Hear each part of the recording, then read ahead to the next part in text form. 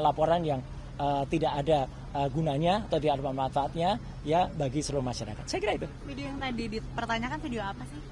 Video yang tadi dipertanyakan ya karena saya nggak lihat lagi karena saya dipertanyakan nggak ada hubungannya dengan itu ya nggak perlu saya jawabkan. Itu. Ada pertanyaan lain mungkin yang substansi yang terkait dengan materi? Nggak ada karena video itu. Karena yang terkait dengan surat laporan itu ini harus jelas ya teman-teman. Jadi ini clear banget ya. Ini clear banget. Jadi LP itu ada pelapornya, tapi lucunya nggak ada terlapor. Sekali lagi ya, tidak ada nama terlapor. Jadi untuk para kuasa hukum yang kemarin sudah nyebut-nyebut nama, inisial dan sebagainya, hentikan tindakan-tindakan seperti itu tidak bagus ya untuk masyarakat. Karena ternyata tidak ada terlapornya. Jadi kalau tidak ada terlapornya saya nggak perlu jawab. Karena kalau saya menjawab, jangan-jangan saya nanti jadi saksi. Kalau jadi saksi dan saudara yang terlapor itu adalah saksi saudara saya, ya saya nggak boleh jadi saksi. Atau misalnya yang terlapor itu adalah untuk pribadi. Loh, saya malah nggak boleh lagi itu untuk menjawab seperti itu. Daripada itu mubazir, ya lebih baik dari awal saya tanyakan terlapornya mana. Ya, ketika tidak ada terlapornya, ya sudah, saya senyum saja. Penyidik juga ngerti, ya Pak, nggak ada terlapornya, kita maksudnya. Nah, yang kedua adalah lokus dan tempusnya sudah jelas banget.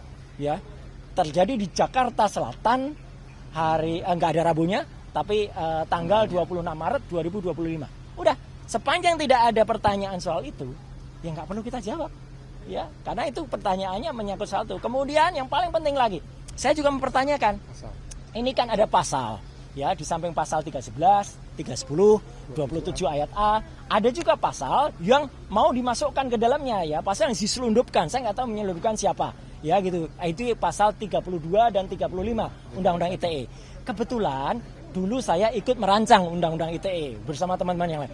Pasal itu tujuannya, sekali lagi saya ulangi, adalah untuk transaksi elektronik supaya Indonesia itu diselamatkan dari perdagangan internasional dan kita bisa ikut. Bukan pasal untuk mempidanakan orang. Jahat sekali kalau ada orang menggunakan pasal itu untuk mempidanakan seseorang. Kayak dulu kasus Mbak Prita Mulyansari. Jahat sekali. Ya, Omni Batavia waktu itu mempidanakan Mbak Prita gitu loh. Sama dengan ini. Karena pasal itu ancamannya sangat tinggi. Dan pasal itu misalnya, saya kasih contoh. Ada orang ya mentransfer 1 juta. Kemudian dalam bukti transfernya saya ubah jadi 10 juta. Itu saya bisa kena pasal itu. Di pasal 32. Ada orang memposting sebuah dokumen elektronik namanya ijazah misalnya. Dia katakan itu asli gitu. Padahal ternyata orang yang punya ijazah mengatakan saya nggak pernah mengeluarkan ijazah itu loh. Lah berarti yang memposting ijazah itu salah seorang kader dari partai itu kena pasal itu harusnya. Justru itu ya kalau yang smart begitu. Jadi saya tadi tanya dokumen elektroniknya mana? Belum ada Pak dokumen elektroniknya. Ya sudah. Kalau belum ada dokumen elektroniknya ya nggak usah diterima. Jadi saya tadi tidak minta berhenti. Tapi memang selesai pemeriksaannya. Selesai karena nggak ada lagi yang bisa ditanyakan. Ya, karena jawaban saya smart, sharp pada pertanyaan-pertanyaan yang harusnya ditanyakan. Dan penyidik sekali lagi, anak buah Pak Kapolda dan juga anak buahnya Pak Kapolri menjalani itu dengan baik. Dia juga nggak ngeyel. Ya, dia katakan, oh iya Pak, baik Pak. Kalau profesional dan malah kita kasih kuliah tadi panjang, Mirga ngobrol di dalam bagus sekali dan juga bagus. Jam 12 tadi saya diberi waktu untuk sholat zuhur, makan, sholat, kemudian juga hari ini begitu sudah selesai, ya selesai udah di print clear, semua sudah saya teken, tanda tangan, ya. Dan saya berharap hal yang sama terjadi pada teman-teman yang mungkin ikut diundang, ya. Saya harapkan mereka menjawab dengan sharp and clear and clean dan smart, gitu. Next agenda kira-kira ada di belum ada karena selesai, karena pemeriksaan saya selesai. Saya tidak minta berhenti atau dihentikan, tidak. Ya, Anda tahu teman-teman, saya alhamdulillah sehat walafiat, ya gitu, jasmani, meskipun rohani saya tadi juga bilang di dalam, saya rohani agak lihat ini apa ini pasal kok banyak sekali kayak gini, ya gitu. Jadi kita juga berhak menanyakan loh. Jadi teman-teman kalau diundang itu jangan seperti tiba-tiba kita dituduh sesuatu yang nggak jelas pasalnya. Pasalnya kita pertanyakan.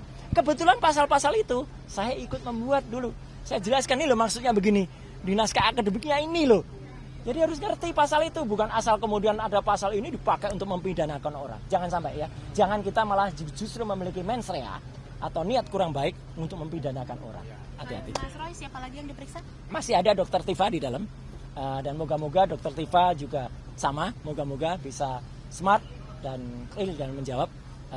Tapi ya kita berdoa saja dan moga-moga kalau ada teman-teman yang lain ya, saya berharap tidak banyak lagi yang harus dibuat dipanggil atau bahkan dibikin susah dengan ada laporan yang nggak jelas. Ya. Ini laporan nggak jelas ini. Laporan kok nggak ada yang terlapor. Sekali lagi loh ya, bohong kalau dikatakan sudah ada terlapornya. Nggak ada. Dalam klarifikasi itu belum ada terlapornya. Ya, itu.